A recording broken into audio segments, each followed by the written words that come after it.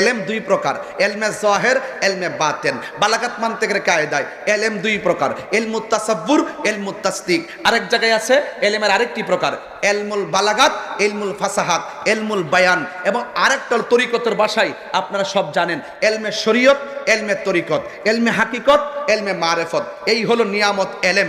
এই এলেমগুলো যার সিনার মধ্যে থাকবে, এই মানুষটার মুখ দিয়া জীবনে সুদের টাকা ঢোকাবে না। কথা বলেন ঠিক না বেঠিক? তাহলে এই জন্য আপনাকে এলেম জানতে হবে। Knowledge is power. আপনাকে নলেজ অর্জন করতে হবে। এই নলেজ অনেক প্রকার আছে।